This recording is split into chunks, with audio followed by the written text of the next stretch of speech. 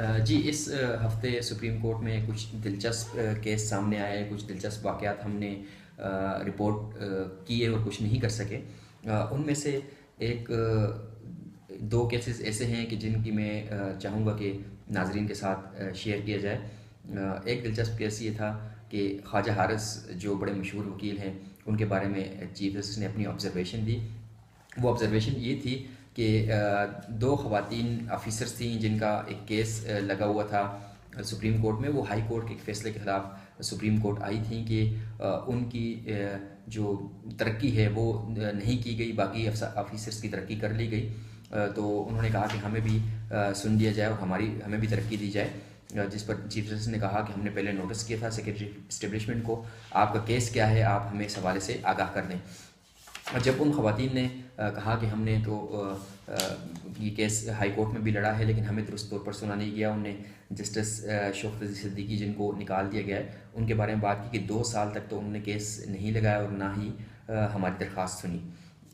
इसके अलावा उन्होंने ये भी कहा कि जो हुकूमत है या सेक्रेटरी इस्टेब्लिशमेंट है उनसे भी हम नहीं मिल सकते और वो बड़े महंगे महंगे वकील कर लेते हैं हमारे ख़िलाफ़ और हम इसलिए केस हार जाते हैं। चीफ जस्टिस ने कहा कि किसको उन्होंने वकील किया, तो उन्होंने कहा जी ख्वाजा हारिस जैसा महंगा वकील, अच्छा वकील उन्होंने कर लिया है, तो वहाँ इसलिए हम हाई कोर्ट में हार जाते हैं या हार गए हैं। तो चीफ जस्टिस ने उनसे कहा कि ख्वाजा हारिस महंगा वकील तो होगा मगर कौन सा केस जीता है उसने, ये भी बता दें। जस्टिस एजाजुल हसन भी इस पर हंस पड़े और चीफ जस्टिस भी हंसे।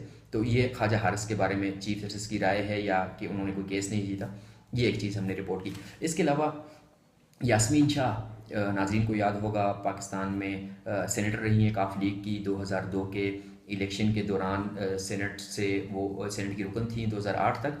तो उस दौरान उनकी डिग्री का मामला तो नहीं आया सामने, लेकिन 2013 में जब दोबारा उन्होंने पेपर्स जमा कराए सेनेट के इलेक्शन में, तो उस दौरान मामला सामने आया कि उनकी डिग्री जो है ग्रेजुएशन की वो जाली है।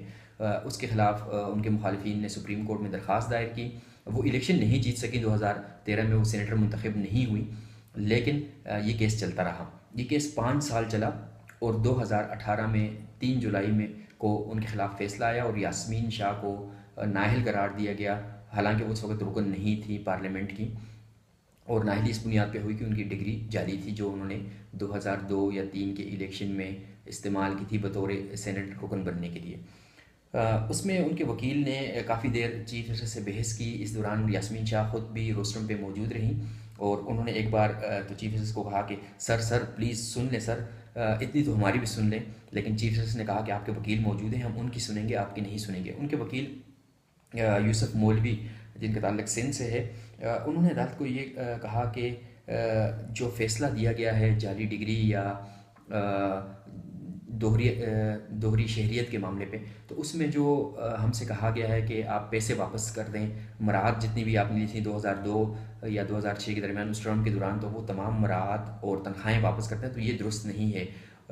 यूसुफ मौलवी का ये मौक़िफ़ था कि यास्मीन शाह के ख़िलाफ़ फ़ैसला और दीगर के ख़िलाफ़ दोहरी शरीयत का फ़ैसला जो है उसमें कुछ तफावत है, कुछ उसमें यकसा नहीं है फ़ैसला कि बाकियों को पहले ये कहा गया कि तमाम मराहत वापस करें जिसमें रहमान मलिक भी शामिल थे, लेकिन उस फैसले के पर जब नज़रसानी हुई तो फिर सुप्रीम कोर्ट ने ये कहा कि जितने भी इस दौरान उन्होंने मराहत या तनख्वाहें ली हैं तो उनमें से सिर्फ 5 लाख रुपए जमा करा दें और आप स्कॉट फ्री हैं, आप चले जाएँ।